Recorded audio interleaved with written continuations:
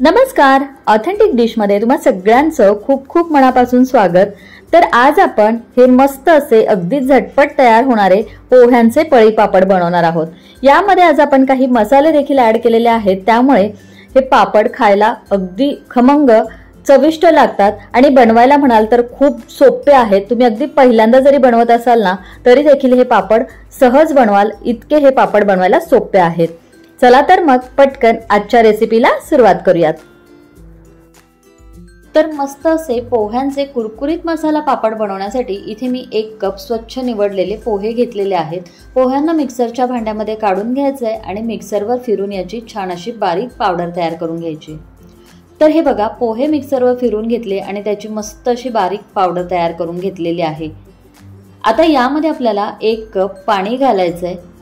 ज्या कपाने मोजून आपण पोहे घेतले होते त्याच कपाने मोजून इथे आपल्याला यामध्ये पाणी घालायचं आहे आणि हे आपल्याला मिक्सरवर फिरवून घ्यायचं आहे। तर हे बघा, पोह्यांची पावडर मिक्सरवर फिरवून घेतल्यानंतर असं दाटसर हे बॅटर तयार झालेलं आहे। पण आपल्याला हे आणखीन थोडंसं सैलसर हवं आहे, त्यामुळे मी यामध्ये आणखीन 1 कप पाणी घालते आणि आता याला पुन्हा एकदा मिक्सरवर फिरवून घेऊ। तर हे बघा, पोह्यांच्या पावडर मध्ये मी 2 कप पाणी घालून त्याचं असं सैलसर बॅटर तयार करून घेतलेलं आहे। यामध्ये अजिबात गुठळ्या देखील शिल्लक राहिलेल्या नाहीयेत।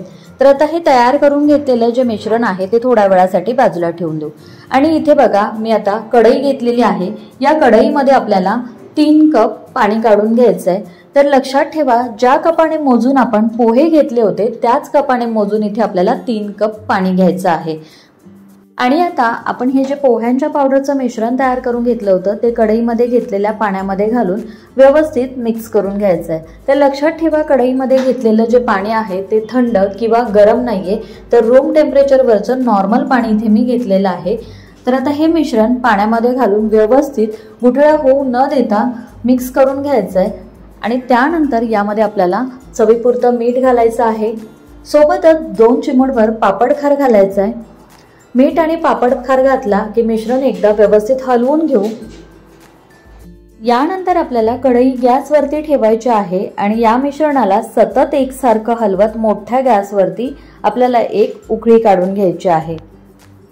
तर लक्षात ठेवा, सुरुवातीला या मिश्रणाला मोठ्या गॅसवरती शिजवून घेत असताना सतत एकसारखं हलवत राहायचं आहे, जेणेकरून या मिश्रणाच्या गुठळ्या तयार होणार नाहीत आणि त्याचबरोबर हे मिश्रण कढईच्या बुडाशी चिकटणार नाही।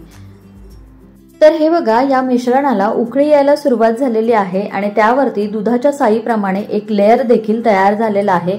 आता या मिश्रणाला आपण तळापासून एकदा हलवून घेऊ। तर हे मिश्रण व्यवस्थित आपल्याला हलवून घ्यायचं आहे आणि त्यानंतर गॅसची आच आपल्याला मध्यम ठेवायची आहे आणि यावर आपल्याला असं व्हिडिओमध्ये दाखवल्याप्रमाणे अर्धवट कढईवरती झाकण ठेवायचं आहे आणि मध्यम गॅसवरती या मिश्रणाला आपल्याला चांगलं शिजू द्यायचं आहे। पण हे मिश्रण शिजून घेत असताना अधूनमधून कढईवरचं झाकण काढायचं आणि ह्या मिश्रणाला तळापासून चमच्याने हलवून घ्यायचंय, म्हणजे मग हे मिश्रण कढईच्या बुडाशी चिकटणार नाही आणि त्याचबरोबर मिश्रणाच्या गुठळ्या देखील तयार होणार नाहीत। तर हे बघा, हे जे मिश्रण आहे ते सुरुवातीपेक्षा थोडंसं दाटसर झाल्यासारखं वाटतंय। पुन्हा एकदा यावरती आपल्याला झाकण ठेवायचंय आणि मिश्रण शिजून घ्यायचंय। तर हे बघा, अधूनमधून या मिश्रणावरचं झाकण काढून मी या मिश्रणाला असं तळापासून हलवून घेतेय, म्हणजे मग हे मिश्रण व्यवस्थित आणि एकसारखं शिजलं जाईल। तर तुमच्या लक्षात आलंच असेल की हे मिश्रण जसजसं आपण शिजून घेतोय तसतसं ह्या मिश्रणाला दाटसरपणा येतोय, थोडंसं हे मिश्रण घट्ट झाल्यासारखं वाटतंय। आता पुन्हा एकदा मी यावरती झाकण ठेवून आणखीन थोड्या वेळासाठी शिजून घेणार आहे।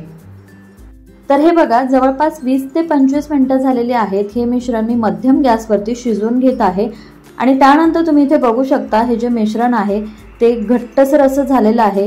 तुम्ही या मिश्रणाची व्हिडिओमध्ये कन्सिस्टन्सी बघू शकता, म्हणजे तुमच्या लक्षात येईल की पापड बनवण्यासाठी आपल्याला कितपत दाटसर हे मिश्रण हवं आहे। तर एकदम परफेक्ट असं हे मिश्रण आपलं पापड बनवण्यासाठी शिजून तयार झालेलं आहे। आता हे मिश्रण व्यवस्थित शिजलंय की नाही हे कसं चेक करायचं, तर पळीच्या मागच्या बाजूला बोटाने अशी रेष ओढली तर बघा, पळीवर अगदी परफेक्ट अशी लाईन तयार होते। याचाच अर्थ आपलं हे जे मिश्रण आहे ते व्यवस्थित शिजलेलं आहे। पापडाचं मिश्रण शिजून झालंय आणि इथे मी गॅसही बंद केलेला आहे। आता यामध्ये आपल्याला काही मसाले घालायचे, तर त्यासाठी इथे मी 1 चमचा जिरं, अर्धा चमचा रेड चिली फ्लेक्स, थोडीशी बारीक चिरलेली कोथिंबीर आणि 2 चिमूटभर हिंग घेतलेला आहे। आता हे सगळं आपल्याला यामध्ये घालायचंय आणि त्यानंतर पळीने याला व्यवस्थित हलवून छान असं यामध्ये मिक्स करून घ्यायचंय। आपण हे जे मसाले या मिश्रणामध्ये घातलेले आहेत त्यामुळे पापड खायला मस्त चविष्ट लागतात।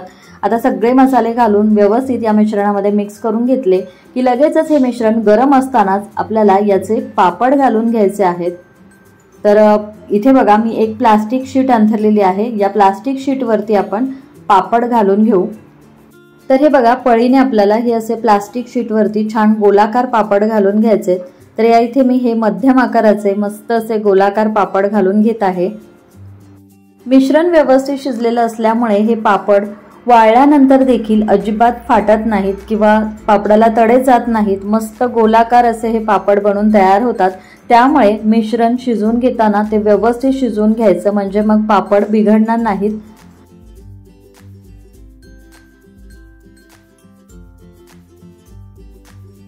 तर हे बघा इथे मी प्लास्टिक शीटवर सगळे पापड छान असे गोलाकार घालून घेतलेले आहेत।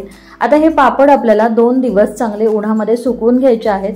हे पापड सुकायला खूप जास्त उन्हाची गरज लागत नाही, अगदी फॅनच्या हवेखाली सुद्धा पापड सहज सुकले जातात। तर आता हे पापड 2 दिवस उन्हामध्ये चांगले सुकवून घेऊ आणि पुन्हा भेटू। तर हे बघा 2 दिवस कडक उन्हामध्ये मी पापड चांगले सुकवून वाळवून घेतलेले आहेत। आता हे पापड तुम्ही हवाबंद डब्यामध्ये स्टोर करून ठेवले तर वर्ष 2 वर्ष आरामात टिकतात, अजिबात खराब होत नाही। चला तर मग पापड तर बनवून तयार झालेले आहेत। आता हे मी तुम्हाला तळून सुद्धा दाखवते। त्यासाठी कढईमध्ये तेल गरम करून घ्यायचं।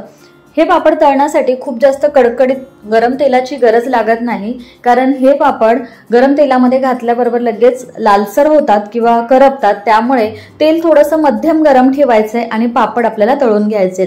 तर हे बघा अगदी तेलामध्ये घातल्याबरोबर पापड छान फुलतायत।